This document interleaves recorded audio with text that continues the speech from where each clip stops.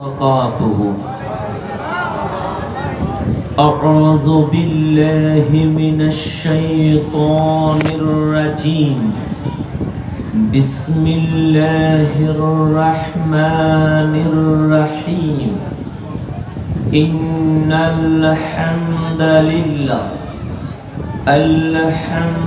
لله رب العالمين الملك المعبود الذي خلق البشر في ألوان مختلفة وجعل الناس شعوبا وقبائل ليعرف بعضهم بعضا والصلاة ربي وسلامه الأتمان الأكملان على من تنور به الوجود سيدنا ونبينا ورؤوفنا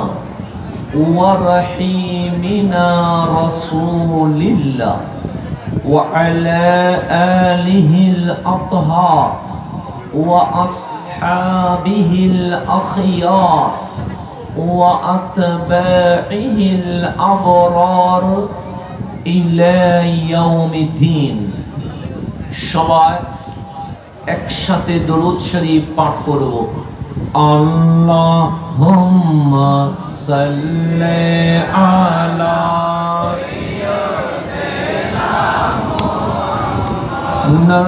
নবিয়ানা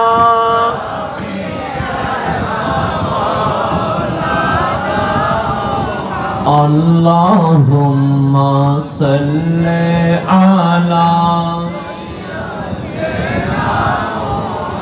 নবিয়ানা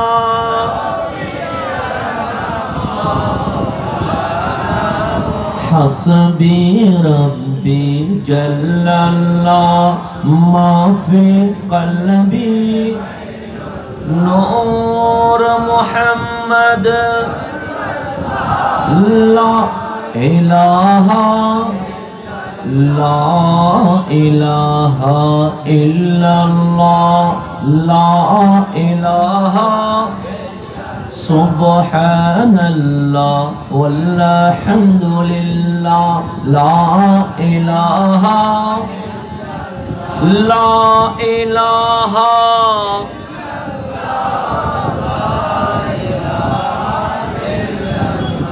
লা ইলাহা ইল্লাল্লাহু মুহাম্মাদুর রাসূলুল্লাহ সাল্লাল্লাহু আলাইহি ওয়া আলিহি ওয়াসাল্লাম। অরাজনৈতিক আধ্যাত্মিক রূহানি সংগঠন আলে রসুলের দেওয়া পবিত্র নিয়ামত গাউসিয়া কমিটি বাংলাদেশ কদলপুর ইউনিয়ন শাখার ব্যবস্থাপনায় অত্র এলাকার সম্মানিত এলাকাবাসী এবং প্রবাসীদের যৌথ সহযোগিতায় জশ্নে জুলুসে ঈদে মিলাদুন নবী সাল্লাল্লাহু আলাইহি ওয়া আলিহি ওয়াসাল্লাম উদযাপন উপলক্ষে বিশাল জশ্নে জুলুস সাথে সাথে রহমতুল্লিল আলামিন কনফারেন্স এবং কদলপুর হেফজখানার সালানা জলসা মহতি মাহফিলে সম্মানিত উদ্বোধক গাউসিয়া কমিটি বাংলাদেশ কদলপুর ইউনিয়ন শাখার সম্মানিত সহ সভাপতি হযরতে মাওলানা জালাল উদ্দিন আল কাদরি সাহেব, আজকের মাহফিলের সম্মানিত সভাপতি গাউসিয়া কমিটি বাংলাদেশ কদলপুর ইউনিয়ন শাখার মান্যবর সভাপতি উস্তাজুল উলামা হযরত আলহাস আল্লামা অধ্যক্ষ ইলিয়াস নুরি সাহেব মুতাজিল্লুল আলী সহ উপস্থিত সম্মানিত উলামায়ে কেরাম, মেহমান বৃন্দ, বিশেষ করে জিনাদের জন্য এখানে এসেছি আল্লাহ প্রেমিক, নবী প্রেমিক, ওলি প্রেমিক শ্রোতামণ্ডলী, পর্দার অন্তরালে মা ও বোনেরা, আমার সালাম গ্রহণ করবেন। আসসালামু আলাইকুম ওয়া রাহমাতুল্লাহি ওয়া বারাকাতুহু। যেহেতু আপনারা জশ্নে জুলুস করেছেন, বাদে মাগরিব থেকে মাহফিল চলমান আছে। আজ রবিউল নূরের চাঁদ দেখা দিয়েছে।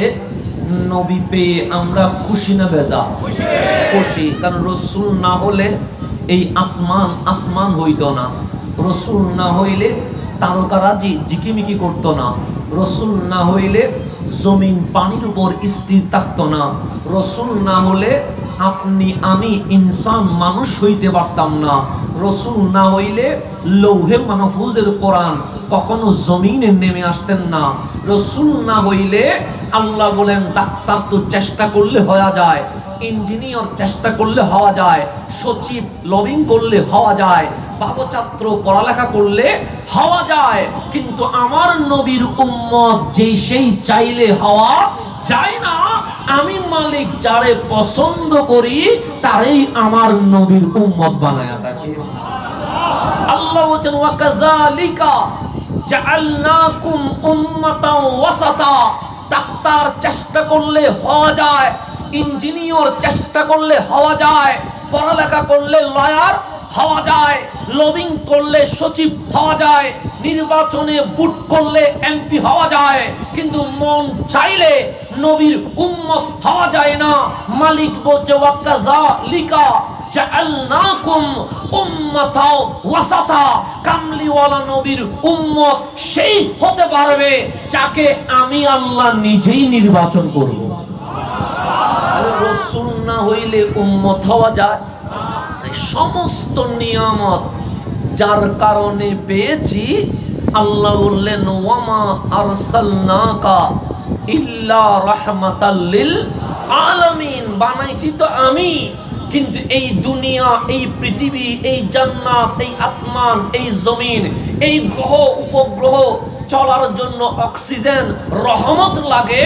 সমগ্র জগৎ সমূহের রহমত অক্সিজেন হিসেবে আমি আল্লাহ আমার হাবিবকে বানিয়েছি। সেই রসুল পেয়ে আমরা খুশি না বেজার? খুশি। সেই জন্য আপনাদেরকে জানাই ঈদ মোবারক। এখন আসেন, আমরা দেরি করা যাবে না, সময় নিব কম, কথা বলবো বেশি। কারণ এমন একটা বিষয়ে আমাদের মাহফিল, জিনার শান মান আজকে থেকে শুরু হয় নাই, জিনার আলোচনা আজকে থেকে শুরু হয় নাই। যেমন আমি হাসান আগে হই নাই, জন্ম নিলাম, আমার মা বলল একটা ছেলে হইছে, আমার বাবার নাম রাখলেন, নাম হলো হাসান। তাহলে আমার মাও আমারে চিনলো, আমার বাবাও আমারে চিনলো, আমার বোনও আমারে চিনলো, আমার চাচা মামা ফুফা ওনারা আমাকে চিনলো, কিন্তু আপনারা কেউ আমাকে তখন চিনেন নাই। আজকে যখন মাহফিল করছি আপনারা চিনলেন। এরকম করে আজকে আমার বয়স 34। 34-এর আগে আমার নাম নিয়ে কেউ কোনোদিন আলোচনা করেছে? আমার বাবাও জানে না আমার ঘরে একজন ছেলে আসবে, আমার মাও জানে না আমার ঘরে একজন ছেলে আসবে। 34 বছর আগে আমার কোনো নাম ছিল না, 34 বছর আগে আমার কোনো ঠিকানা ছিল না, 34 বছর আগে আমার কোনো মাহফিলের সাউন্ডে বা মঞ্চে বা ব্যানারে নাম ছিল না, 34 বছর আগে আমার নাম বলে কোনো মানুষ ছিল, কেউ জানতো না। ঠিক 34 বছর পর যদি আমি মারা যাই, তাই তো বা তখনও মানুষ আমাকে ভুলে যাবে। কিন্তু এমন রসুল আল্লাহ দিলেন, এখনো আসমান হয় নাই, এখনো জমিন হয় নাই, এখনো সূর্য হয় নাই, এখনো মা হয় নাই, এখনো বাবা হয় নাই। আলামে আরওয়াতে ওয়াইজ আখাযাল্লাহু মিসাকান নবিয়িন বলে আমার মাওলা রূহের জগতে কামলিওয়ালা নবীর আলোচনা শুরু করে দিয়েছে।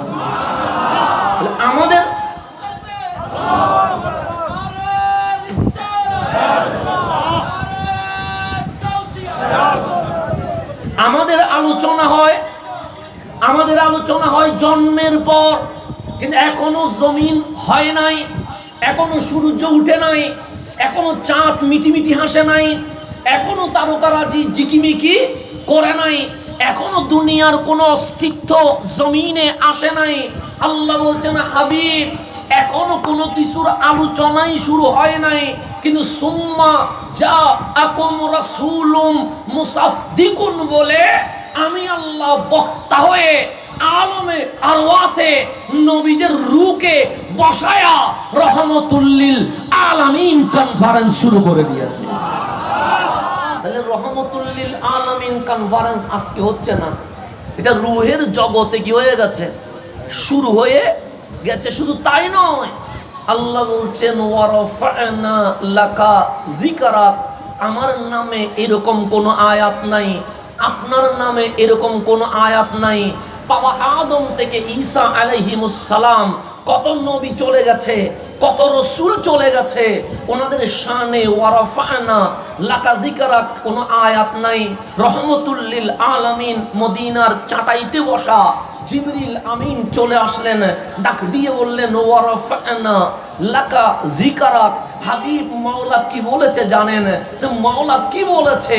সে যিকরাক, আপনার জিকির, আপনার শান, আপনার নাম, আপনার শরণ, আপনার আসমত, আপনার ইজ্জত, আপনার রিফআত দুনিয়ার জমিনে কেউ বাড়ায় নাই, স্বয়ং আল্লাহ নিজেই বাড়িয়ে দিয়েছেন।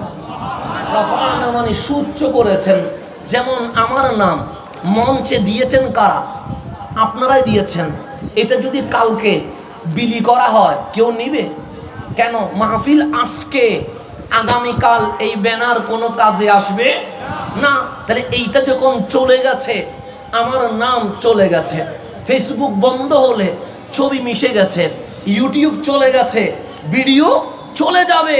এক সময় 50-100 বছর পর হাসান নামের কেউ দুনিয়াতে ছিল, এটা হয়তোবা আমার নাতির ঘরের প্রতিও জানবে না। যেমন আমার দাদার বাবার কবর কোথায় আমি জানি না, আপনি কি আপনার দাদার বাবার কবর কোথায় জানেন?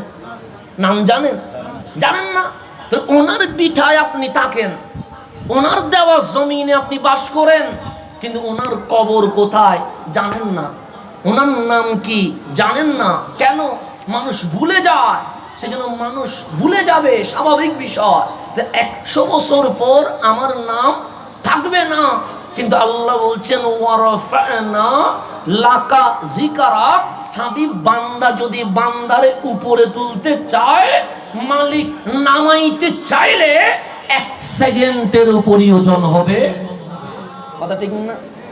আপনি এটা দেখেন না, 1 মাস আগে দেখেন, আজকে থেকে কয় মাস আগে, 1 মাস আগে দেখেন বাংলাদেশের ব্যবসা যাদের হাতে, বাংলাদেশের বিজনেস যাদের হাতে, বাংলাদেশের ব্যাংক যাদের হাতে, যারা বললে ব্যবসা চলছে, যারা না বললে ব্যবসা চলে নাই, যাদের আধিপত্যের উপরে আপনি আমার দাঁড়ানো পালানোর সময় নিজের দাড়ি পর্যন্ত কেটে ফেলেছে। কথা ঠিক না? যাদের হাতে পুরা ক্ষমতা ছিল, মিনিট যায় নাই, পালাতে গিয়ে নিজের দাড়ি সুন্নত পর্যন্ত কি করে ফেলেছে? কেটে ফেলেছে। কেন? আল্লাহ বলে ইজ্জত যেমন দিতে পারি, ইজ্জতের মান রাখতে না পারলে আমি মালিক আবার বেজ্জত করতে পারি। এখান থেকে আমাদের শিক্ষা নেওয়ার দরকার আছে না নাই? সেই জন্য ক্ষমতা পাইলে অপব্যবহার করা যাবে। আজকে আপনার ক্ষমতা, কালকে আপনাকে আবার পালিয়েও যেতে হতে পারে। সেই জন্য জুলুম করবেন না, কারো উপর অ্যাটাক করবেন না, কাউকে মারবেন না, কাউরে হামলা করবেন না। আমার নবী মক্কায় ছিলেন মাসলুম, কখনো পাথর মারে, কখনো উটের ভুঁড়ি তুলে দেয়, কখনো পাঞ্জাবি জুব্বা দলে টানে, কখনো ঘরের ভেতরে তালা বন্ধ করে দেয়। এমন কোন নির্যাতন নাই যেটা আমার নবীর উপর করা হয় নাই। কিন্তু যখন মদিনা থেকে ইজা জা নাসরুল্লাহ আয়াত নাজিল হয়ে গেছে, ইন্না ফাতাহনা লাকা ফাতহাম মুবিনা আয়াত যখন নাজিল হয়ে গেছে, কামলিওয়ালা সামনে, ১৬ লক্ষ সাহাবী পিছনে, খানায়ে কাবায় যখন ঢুকে গেছে, মক্কার মানুষ থরথর থরথর করে কাঁপছে। কেন? আজ যদি তরবারি উঠে, একটাও মক্কার মুশরিক পালানোর কোনো সুযোগ নাই, সবাই পালিয়ে যাচ্ছে। আমার রাসূল বললেন, হাতে তো তরবারি নাই, পালাচ্ছে কেন? আবু বকর, তোমার হাতে কি তরবারি আছে? সে ইয়া রাসূলুল্লাহ, নাই। ও আমার উমর, আপনার হাতে তরবারি আছে? সে নাই। ও আমার উসমান, আপনার হাতে আছে নি? সে নাই। ও আমার আলী, আপনি কি তরবারি নিয়ে প্রবেশ করেছেন? সে না। আমার বেলাল, সে না। সাহাবী রাসূল রাদিয়াল্লাহু আনহুম যারা ঢুকেছেন, তাদের মুখে তাকবীর ছিল, হাতে কোনো তরবারি ছিল না। ঢুকা মাত্র বললেন, ইয়া আহলা মক্কা তাআলাও, হে মক্কার মানুষ, পালানোর কি আছে, সামনে তো আয়। সবাই কাঁপছে, বলছেন না না না, সামনে কেমনে আসবো? এমন কোন জুলুম নাই যেটা আমরা করি নাই। আপনি ছিলেন মাজলুম, আমরা ছিলাম জালেম, এমন হামলা করেছি, পৃথিবীর ইতিহাসের নজির হয়ে থাকবে আমাদের হামলা। আপনি যদি এখন কিয়াস বতলা কিসাস নেন, পালানোর কোনো সুযোগ নাই। তখন রাসূল বললেন, আমি তো রহমতুল লিল আলামিন। মারলে মায়ের বদলে মারতে হয়, হত্যা করলে হত্যার বদলে গর্দান নিতে হয়। কিন্তু আমি কামলিওয়ালা পৃথিবীর জমিনে ইতিহাস করে দিলাম, সমস্ত অতীত ভুলে গেলাম, তোমাদেরকে সাধারণ ক্ষমা ঘোষণা করে দিয়ে গেলাম। সর্বপ্রথম এই জমিনে যেই প্রেসিডেন্ট সাধারণ ক্ষমা ঘোষণা করেছেন, উনি রহমতুল লিল। শুধু মুখে না, কাজে। আমরা তো মুখে বলি একটা, ভিতরে কাজ করি। সকালবেলা বলি মাফ করে দিছি, রাত্রে আসে কোবানো শুরু করে দিছি। তাহলে এরকম মুখে আর কাজে মাঝে মাঝে আমাদের মিল পাওয়া যায় না।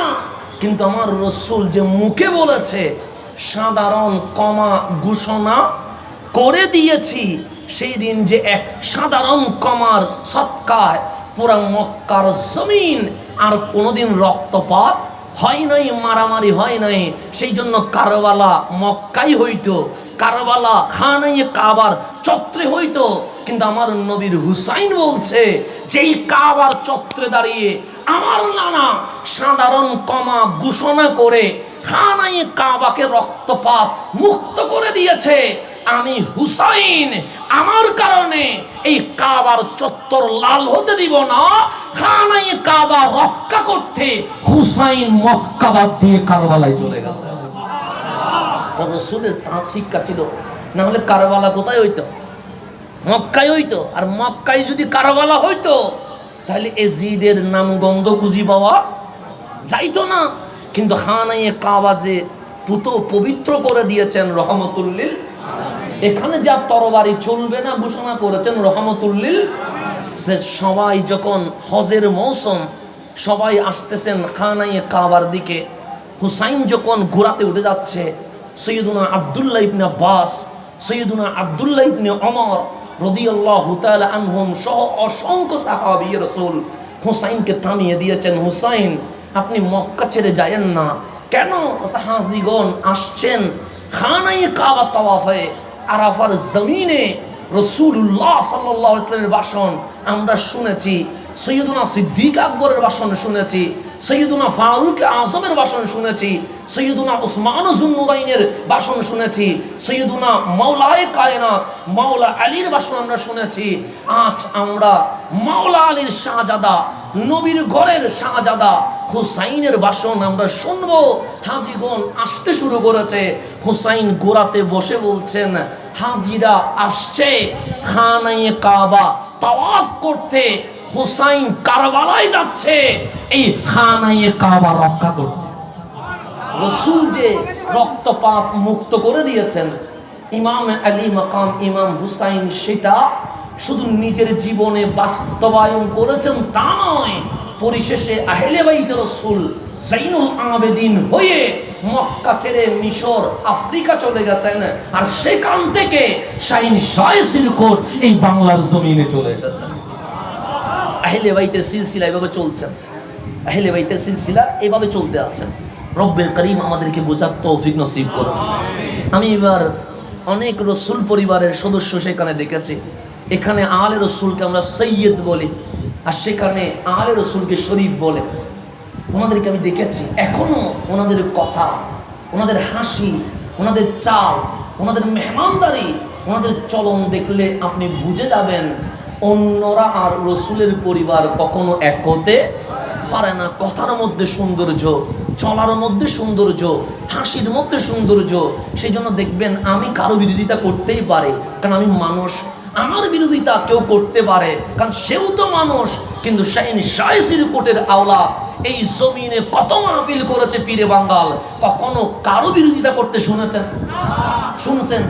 কারো নাম ধরে বদনামি করছে, কারো নাম ধরে অ্যাটাক করছে, কারো কোনো ধরে হামলা করছে না? কেন? আলে রসুল রহমতুল্লিল আলামিনের বংশধরের মনের ভেতরে হিংসা থাকে না, দয়া আর দয়া থাকে। আল্লাহ যেন আমাদেরকে বোঝার তৌফিক নসিব করে। তো ওয়ারফানা লাকা যিকরা আয়াত নাজিল করছেন কে? আল্লাহ। কার কাছে? কামলিওয়ালা রসুলের দরবারে এই আয়াত কখনো কাউরে নাজিল করে নাই। নবিউল্লাহ আল্লাহ অনেকজনকে বলেছেন, রসুলুল্লাহ আল্লাহ অনেকজনকে বলেছেন, কালিমুল্লাহ আল্লাহ অনেকজনকে বলেছেন, কুদরতুল্লাহ আল্লাহ অনেকজনকে বলেছেন, আসারুল্লাহ আল্লাহ অনেকজনকে বলেছেন। কিন্তু ওয়ারাফানা লাকা যিকরা শুধু বলছেন রসুলকে। কেন? এখানে একটা শব্দ আছে লাকা, লাকা, লাকা। আল্লাহ বলছেন হাবিব প্রত্যেক কাজে একটা মকসদ থাকে। নামাজ পড়বেন কেন? জান্নাতে যাওয়ার জন্য। চাকরি করবেন কেন? বেতন পাওয়ার জন্য। ব্যবসা করবেন কেন? লাভ পাওয়ার জন্য। পড়বেন কেন? ডাক্তার ইঞ্জিনিয়ার হওয়ার জন্য। আল্লাহ বলেন হাবিব আপনার জিকির বুলন্দ করব কেন? সে লাখা সমস্ত মাখলুকাত চায় আল্লাহ রাজি হোক, আর আমি আল্লাহ চাই আপনি নবী রাজি হয়ে যান। এখানে লাকার তাফসীর বলছে, লাকার তাফসীর বলছে ওই স্লোগানের লাস্টে নিয়ে একটু মিলিয়ে ওই স্লোগান লাস্টে ইনশাল্লাহ। মাঝখানে বিরতি নিলে বা জামিলে হয়ে যাবে, কারণ বিষয় ছুটি যাবে। আবার তকবীর ইনশাল্লাহ ফিলিস্তিনের মেয়েদি মসজিদ আকসা দখল করে দিই ইনশাল্লাহ। ফিলিস্তিনের কি দখল করে? মসজিদে আকসা দখল করে। এখন দেওয়ার কোনো দরকার নাই। মসজিদে আকসার সামনে দাঁড়িয়ে যেদিন আমরা নারায়ে তাকবীর দিতে পারবো, নারায়ে রিসালাত দিতে পারবো, সেই দিনেই আসল বিজয় আমাদের হয়ে যাবে ইনশাআল্লাহ। তকবীর লাইব, তকবীর বহুত বড় পাওয়ার। আমরা তো তকবীর দিবে মনে করে কিছু না। আমাদের অস্ত্র দিয়ে ইসলামের বিজয় হয় না, আমাদের রুহানি তকবীর দিয়ে ইসলামের বিজয় হয়। তকবীরের ভয়ে অনেক কাফের মুশরিক পালিয়ে চলে যায়। তকবীরের অনেক জিনিস আছে, আমরা তো মাহফিলে দিয়ে যে বুঝি না। তকবীর অনেক বড় জিনিস। সেই জন্য ফিলিস্তিনের সামনে মসজিদ আকসার সামনে তকবীর দিতে দেয় না, রসুলের রওজার সামনে তকবীর দিতে দেয় না, খানায়ে কাবার সামনে তকবীর দিতে দেয় না। কেন? তারা জানে যদি 500 আশিকে রসুল এক হয়ে তকবীর দেওয়া শুরু করে, সেখান থেকে ইসলামের বিজয়ের পতাকা উঠতে শুরু হয়ে যাবে। সেজন্য তকবীরটাকে ধারণ করবেন বুকে। আল্লাহ যেন আমাদেরকে বোঝার তৌফিক নসিব করে। তাহলে লাকামানি আই লিরিদা ইক ইয়া রাসূলুল্লাহ, হাবিব সবাই চাচ্ছে আল্লাহ রাজি হয়ে যা, আর আমি আল্লাহ চাচ্ছি আপনি নবী যেন রাজি হয়ে যান। এটা আল্লাহর কথা, আমার কথা না। তো এই আয়াত যখন নাজিল হচ্ছে, রসুলে পাক বসা কোথায়? চাটায় চাটায়, যেটা আমরা কি হয়ে দিবে রে ফাড়ি হয়ে যে রে। রসুলে পাক যখন ঘুমাতেন পিঠের মধ্যে ওই চাটায় দাগ বসে যাইত। রসুলের পাকের ঘরে 3টা জিনিস ছিলেন। একটা হচ্ছে চাটায়, যেটাকে আমরা পাটি বলি, আরেকটা হচ্ছে পানি রাখার মোশক মানে পাত্র বলতে পারেন, আরেকটা হচ্ছে নামাজ পড়ার জন্য শুকানো চামড়া, যাই নামাজ না কি চামড়া। কয়টা জিনিস? 3টা। এই 3 জিনিস ছাড়া রসুলের ঘরে আর কিছুই ছিল না। ঘুমানোর জন্য চাটায়, তো রসুলের শরীর মোবারক তো নুরানি, এত নরম তুলতুলে, ঘুমাইলে পোড়া পিঠে কি হয়ে যেত, সাঁটার দাগ বসে যাইত। আরেকটা ছিল পানি পান করার জন্য মূসক, আরেকটা ছিল নামাজ পড়ার জন্য শুকানো কি চামড়া। ফারুক আজম ভিতরে ঢুকছেন, এটা কোন নবী যিনি রহমতুল্লিল, এটা কোন রসুল যাকে মালিক কাউসারের মালিক বানিয়েছেন। ওই রসুলের ঘরে ঢুকে দেখেন তিনটা জিনিস সাঁটায়। রসুল ঘুমানো ছিলেন, ফারুক আজমকে দেখে বসে গেছেন, পিঠ মোবারকে সাঁটায় দাগ বসে গেছেন। আর দেখলেন পাশে পানির মূসক লটকে আছে, আর কোনায় নামাজ পড়ার জন্য শুকানো একটা চামড়া ঝুলতেছেন। ফারুক আজমের চোখ দিয়ে পানি টপ টপ করে পড়ছেন। আমার রসুল বললেন, ওমর কাঁদছো কেন? ফারুক ডাক দিয়ে বললেন, ইয়া রাসূলুল্লাহ, আপনি কি হাবিবুল্লাহ নয়? বলছে হ্যাঁ। আপনি কি ওয়ালা সাউফা ইউতিকা রাব্বুকা ফাতারদা নয়? আমার রাসূল বলছে হ্যাঁ। আপনি কি কাদ জাআকুম মিনাল্লাহি নূর নয়? হ্যাঁ। আপনি কি ইন্না আতাইনাকাল কাউসার নয়? হাবিব বলেন হ্যাঁ। আপনি কি সুবহানাল্লাযী আসরা বিআবদিহি লাইলাম মিনাল মাসজিদিল হারামি ইলাল মাসজিদিল আকসা নয়? হাবিব বলেন হ্যাঁ। আপনি কি ওয়াদ-দুহা নয়? হাবিব বলেন হ্যাঁ। আপনি কি ওয়াল লাইলি ইযা সাজা নয়? হাবিব বলেন হ্যাঁ। তাহলে আপনার ঘরে শুধু সাটায় পানির মূসক আর শুকানো চামড়া, তিনটা জিনিস, আর কিছুই নাই। আপনার সিংহাসন তো অনেক দামি হওয়ার কথা ছিল, সাটাই কেন সিংহাসন? আপনার পানির মূসক তো অনেক বড় হওয়ার কথা ছিল, ছোট্ট কেন মূসক? আপনার জায়নামাজ তো বড় স্পেশাল হওয়ার কথা ছিল, কেন আপনার শুকানো চামড়া?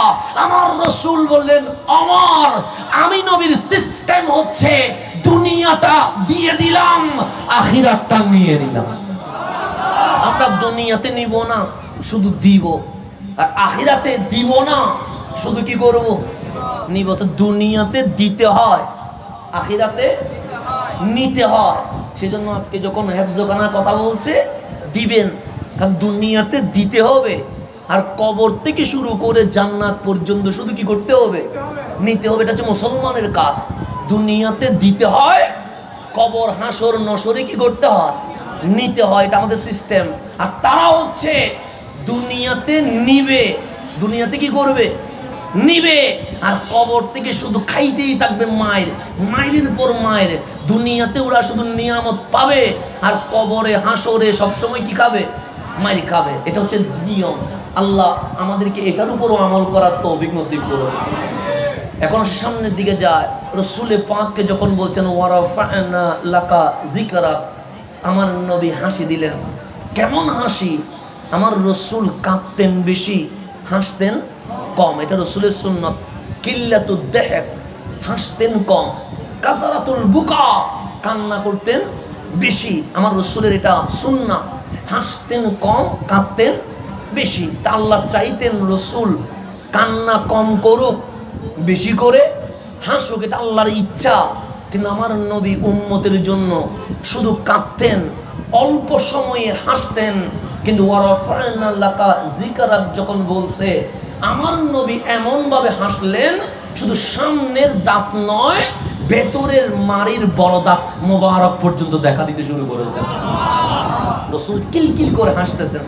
এখানে হাত ইবারত হচ্ছে লাম্মা নুজিলাত হাযিহিল আয়া, যখন এই আয়াত নাজিল হয়েছে, ফাতাবাসসামা রাসূলুল্লাহ সাল্লাল্লাহু আলাইহি ওয়াসাল্লাম, সর্বপ্রথম আয়াত শুনে আমার নবী মুস্কি হাসলেন। সুম্মা দাহিকা, রাসূলের সুন্নাত মুস্কি হাসা, ঠোঁট নড়ে, দাঁত দেখা যায় না, কিন্তু সুম্মা দাহিকা, সেই দিন মুস্কি হাসতে গিয়ে এমন হাসি দিয়েছে, দাঁত মোবারক সাহাবায়ে কেরামের সামনে ওপেন হয়ে গেছে। আমরা বড় করে হাসলে দাঁত দেখা যায় কি যায় না? সামনের দুইটা দাঁত বড় হয়, ঠিক না? কয়টা দাঁত? দুইটা দাঁতের মাঝখানে গ্যাপ আছে না, লাগানো, লাগানো। দাঁত 32টা কি হয়, লাগানো হয়। গ্যাপ হইলে ভালো লাগে না লাগানো হইলে ভালো লাগে?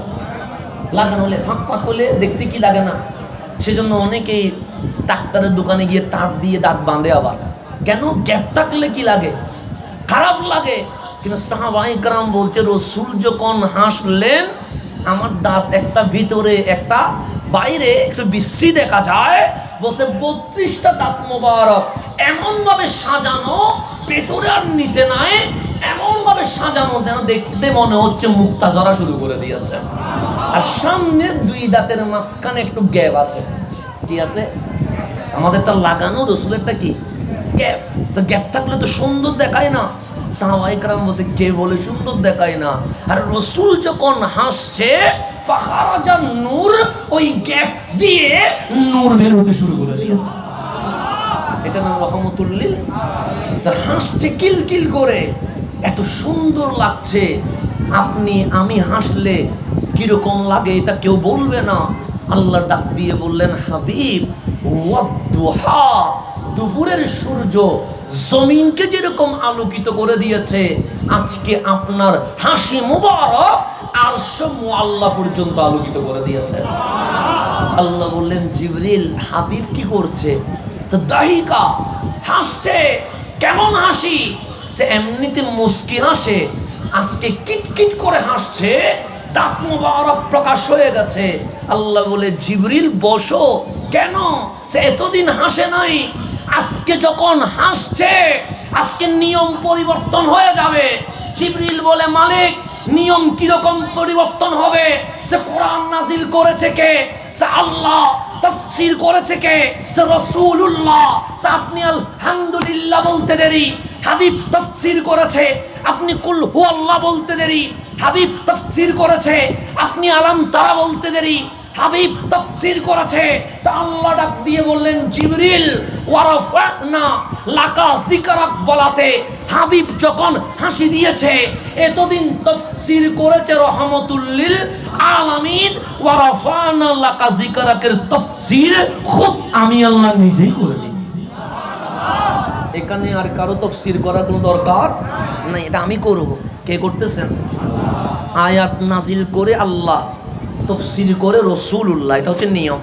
সেই জন্য আমার নবী যাকে নিজের স্পেশাল ছাত্র বলেছেন, উনি হচ্ছেন সৈয়দুনা আব্দুল্লাহ ইবনে আব্বাস রাদিয়াল্লাহু তাআলা আনহুমা, যিনাকে আমার নবী 10 বার নিজের সোহবতে বসিয়া পুরা কোরআন শিখিয়ে দিয়েছেন।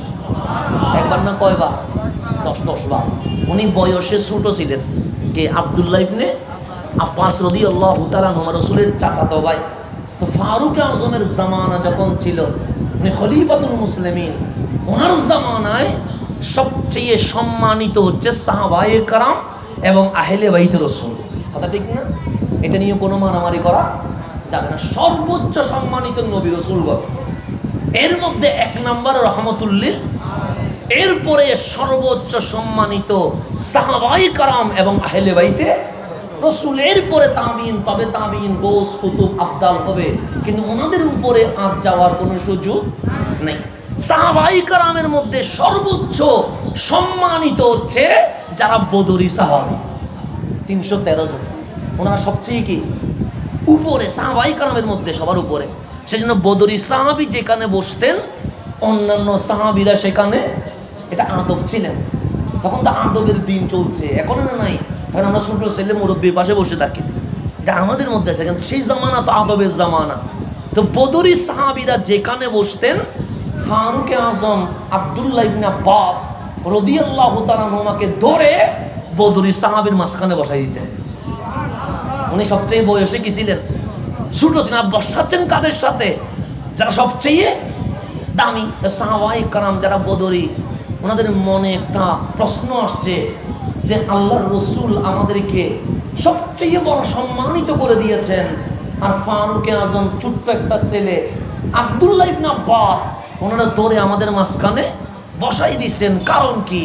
ফারুক আজম কথা বলতেন কম, কিন্তু ইশারায় বুঝাই দিতেন বেশি। সাহাবায়ে কেরাম আপত্তি করলেন, ফারুক আজম শুনলেন, কিছু বলে নাই। একদিন বদরি সাহাবী বসে আছে, আব্দুল্লাহ ইবনে আব্বাস রাদিয়াল্লাহু তাআলা আনহু আসছেন, দিলেন মাঝখানে বসায়া। তো বদরি সাহাবীগণ বলছেন, আমাদের সাথে অন্যান্য সাহাবায়ে কেরাম তো বসে না, আপনি আব্দুল্লাহ ইবনে আব্বাস রাদিয়াল্লাহু তাআলা আনহু, উনিও সাহাবী রাসূল, কিন্তু বয়সে তো ছোট, আমাদের মাঝখানে বসিয়ে দিলেন কেন? ফারুক আজম কিছুই বলছে না। তারপর কিছুক্ষণ যখন চলে গেছে, হঠাৎ করে বললেন, আপনাদেরকে একটা প্রশ্ন করি। বদরি সাহাবীগণ বললেন, হ্যাঁ বলেন। আচ্ছা, আপনারা কি সূরাতুন নাসর মানে ইজা যা নসরুল্লাহ এটা কি পড়েছেন? হ্যাঁ পড়েছি। সেটা তাফসীরে কি বুঝতেছেন? তখন সাহাবায়ে কেরাম কিছু একটা প্রশ্ন করলে আমরা কি করি? মাথা চুলকায় না? শিক্ষক যখন ছাত্রকে প্রশ্ন করে মাঝে মাঝে কি চুলকায়? মাথা চুলকায়। সাহাবায়ে কেরাম মাথা চুলকাচ্ছে। হঠাৎ করে একজন বদরি সাহাবী বলছেন, সূরাতুন নসর পড়ে আমি তাফসীরে বুঝলাম আল্লাহ যখন বিজয় দিবে আমাদের দায়িত্ব হচ্ছে ফাসাব্বি বিহামদি, রব্বে করিমের প্রশংসা করা, তাসবিহ পড়া। আর যদি যুদ্ধে পরাজয় বরণ করি ওয়াস্তাগফিরহু, আমাদেরকে ক্ষমা চাইতে হবে। এটাই আল্লাহ সূরাতুন নসরে বুঝিয়ে দিয়েছেন। মানে বিজয় যদি লাভ করি কি করতে হবে? তাসবিহ পড়তে হবে, প্রশংসা করতে হবে কার? আর যদি পরাজয় বরণ করি আফসোস করা যাবে না, ভুল আমাদের ছিল, সেজন্য বেশি বেশি কি করতে হবে? ইস্তেগফার, তওবা করতে হবে। তো একজন যখন বলছেন, বদরি সাহাবী সবাই বললেন হ্যাঁ এটা কি আছে, ঠিক আছে, তাফসীর ঠিক আছে। তখন ফারুক আজম বলছেন, আব্দুল্লাহ ইবনে আব্বাস আপনি কি বুঝছেন এটা দ্বারা? তখন আব্দুল্লাহ ইবনে আব্বাস বলছেন, ইজা জা নাসরুল্লাহ পড়ে আমি বুঝছি যে আমার রসুল দুনিয়াতে আর বেশি দিন থাকবে না, উনি দুনিয়া থেকে জাহেরিভাবে পর্দা হয়ে যাবে। তাহলে দুই তাফসীরের মধ্যে কোনো মিল আছে নাই। একজনে বলতেছেন বিজয় হলে আল্লাহ তাসবিহ পড়তে হবে, পরাজয় বরণ করলে ইস্তেগফার পড়তে হবে। আর আব্দুল্লাহ ইবনে আব্বাস বলছেন না না, আমি এই সূরা পড়ে বুঝে গেছি আমার রাসূল দুনিয়ায় বেশি দিন থাকবে না। আছে কেমনে? আল্লাহ ইজা জা নাসরুল্লাহ, যখন আল্লাহর সাহায্য আসবে হাবিব আপনি শুধু ডিউটি পালন করবেন, ফাসাব্বি তাসবিহ পড়বেন, বিহামদি হামদে বারি তাআলা করবেন, ওয়াস্তাগফির ক্ষমা প্রার্থনা করবেন। তার মানে আপনার দাওয়াতি কাজ শেষ, আপনি তাসবিহ ইবাদতে থাকবেন। দাওয়াতি কাজ যখন শেষ, দুনিয়াতে আর টাকার দরকার নাই, মাওলা আপনারে নিয়ে যাবে। তখন ফারুক আজম বললেন, আমি আব্দুল্লাহ ইবনে আব্বাসকে আপনাদের মাঝে বসিয়েছি অন্য কোনো কারণে নয়, এলমের কারণেই সম্মান দিয়েছি। সেই জন্য রাসূল শিখিয়েছেন যাকে স্পেশাল, যার জ্ঞান এমন উপরের লেভেলে। মুফাসসিরিনে কেরাম বলছেন কোন আয়াতের তাফসীর যদি আব্দুল্লাহ ইবনে আব্বাস করেন আর কোন তাফসীরের বই খোলার কোনো দরকার নাই, এটাই কাফি, এটাই যথেষ্ট।